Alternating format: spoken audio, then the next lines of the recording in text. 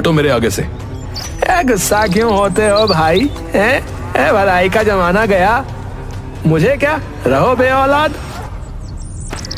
सोमू और मालती दोनों की गृहस्थी धन धान्य से भरी हुई थी, लेकिन जब वो अपने आसपास के घरों में बच्चों की किलकारियां सुनते तो बड़ा उदास हो जाते। हमेशा भगवान से यही प्रार्थना करते, भगवान हमें एक संतान दे दो।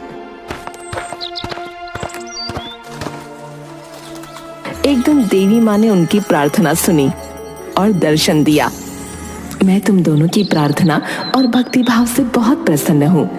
तुम दोनों दिन रात किस चीज की इच्छा करते हो मैं वो भी जानती हूँ, इसलिए मैं तुम्हें पुत्रवान होने का आशीर्वाद देती हूँ। लेकिन ये पुत्र तुम दोनों के पास सिर्फ 18 वर्ष की आयु तक ही रहेगा। जिस दिन इसकी आयु 18 वर्ष हो जाएगी, उस दिन आधी रात के समय इसकी मृत्यु हो जाएगी। माँ, आप ये कैसा वरदान दे रही हैं? एक तरफ तो आप हमें संतान होने का आशीर्वाद दे रही हैं और दूसरी तरफ आप हमें ये भी बता रही हैं कि वो सिर्फ 18 वर्ष की आयु तक जीवित रहेगा। सोमू, जो पुत्र तुम्हारे घर में जन्म लेगा उसकी सृष्टि पर सिर्फ 18 वर्ष की आयु ही बाकी है, इसलिए वो अपनी उतनी ही आयु तक इस पृथ्वी पर जीवित रहेगा। माँ, ये कैसा न्याय है? सोमू, इस पुत्र से तुम्हारा कई जन्मों का नाता था।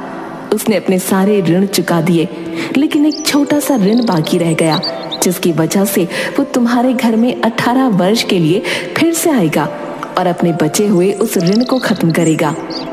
माता, आप ऐसा अनर्थ ना करें। मैंने तुम्हें वरदान दे दिया है और अब ऐसा ही होगा। इतना कहकर देवी माता वहां से अंतर्ध्यान हो गईं। सोमू ने मालती को सारी बात बताई। मालती बड़ी प्रसन्न हुई। उसने कहा, कोई बात नहीं, कम से कम 18 वर्ष तक वो हमारे पास तो रहेगा और हमारे ऊपर जो कलंक है कि हम निसंतान हैं, वो तो खत्म हो जाएगा।